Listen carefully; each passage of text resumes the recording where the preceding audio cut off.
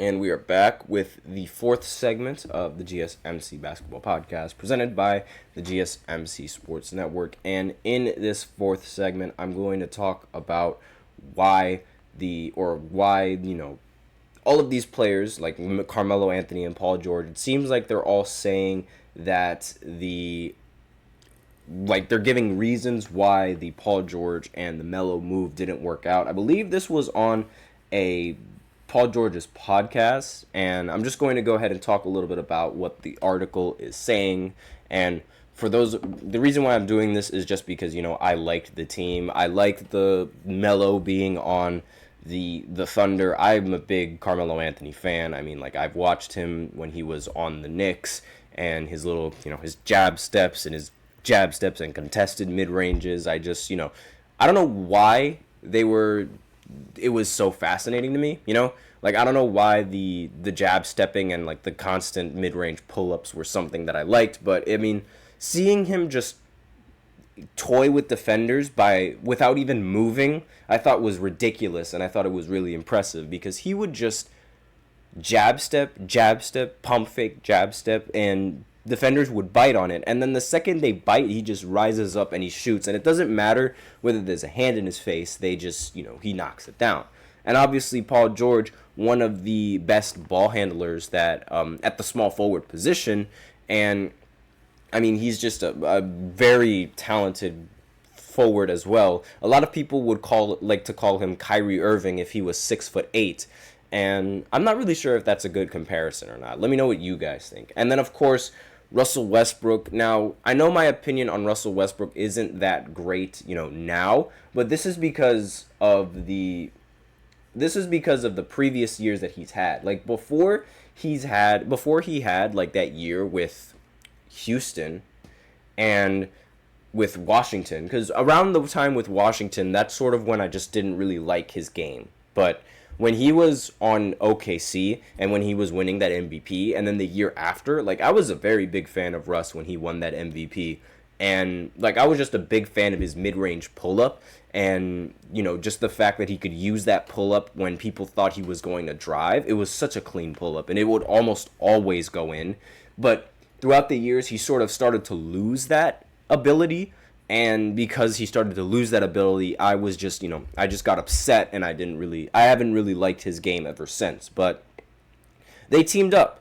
In 2018, they teamed up and they tried to form a super team. This was in response to the Warriors and them, bringing in Kevin Durant. The entire Western Conference started loading up with all-star talent to try and combat against the Golden State Warriors that had 4 All-Stars and several Hall of Famers on that roster.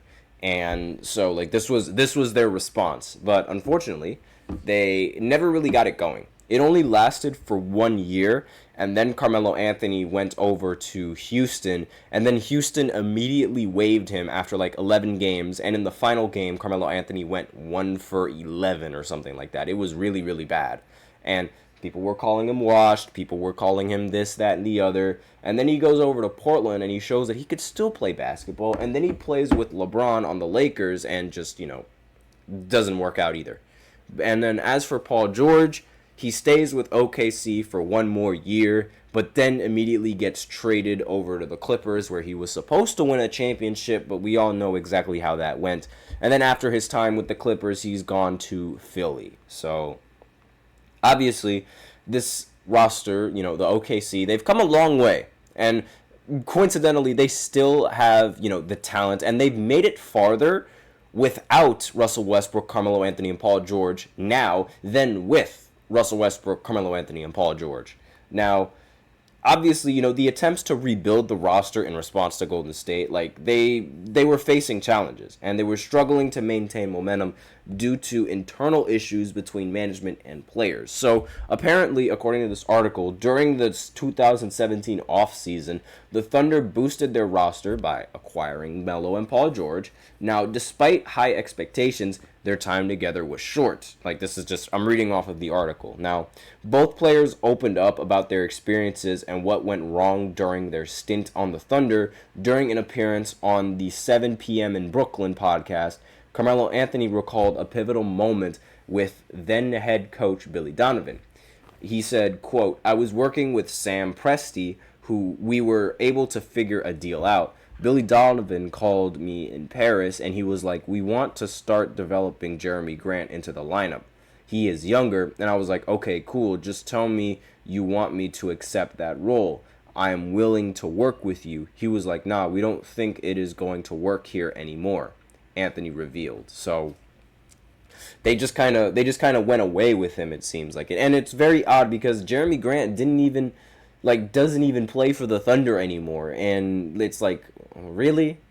Like that completely backfired. So then George echoed Anthony's words and expressed frustration over the rushed nature of their time together. "I thought the whole process was rushed. I was expecting that we were building something here. We got a trio, we saw what it looks like, and now we have a full training camp next year. I just thought it was rushed and too soon. We were only 1 year in," Paul George said. And I mean, like, Carmelo Anthony's departure from the Thunder came as a surprise to a lot of people, especially given the recognition that accompanied his arrival. After just 78 games, the Thunder traded Carmelo Anthony to the Hawks, and, everyone knows what happened with Melo on the Hawks. He immediately got waived, and then he decided to go to the Houston Rockets. Like, they immediately just got rid of Carmelo Anthony on the Hawks. Like, he never played a single game for the Hawks. And during his time with the Thunder, this was the first season that Carmelo Anthony did not average 20-plus points per game. And this was sort of like, a lot of people consider this as the downfall for Melo. And quite frankly, I don't think he was utilized that well. I genuinely don't think he was utilized as much as he should have been because, let's face it, Russell Westbrook, despite having 3 other All-Stars on the team, he still had a ridiculously high usage rate.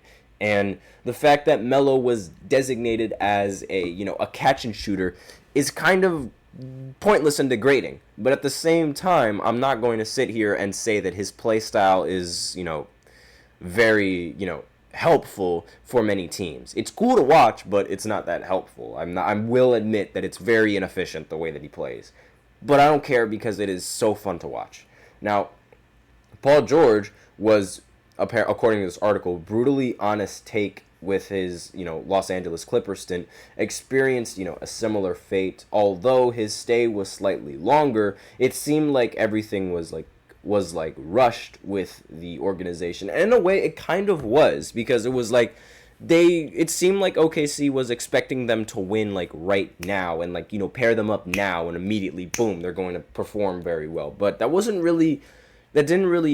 not the case. Like, it's not how Golden State, it's not as easy as Golden State made it look, where they had, a team, they added Kevin Durant, and then boom, they just immediately won the championship. Obviously, that team was just far better than the Thunder's roster, but that's not how it works. You don't usually just put one player on the roster and then you immediately win the finals. Like, that's not really how it works.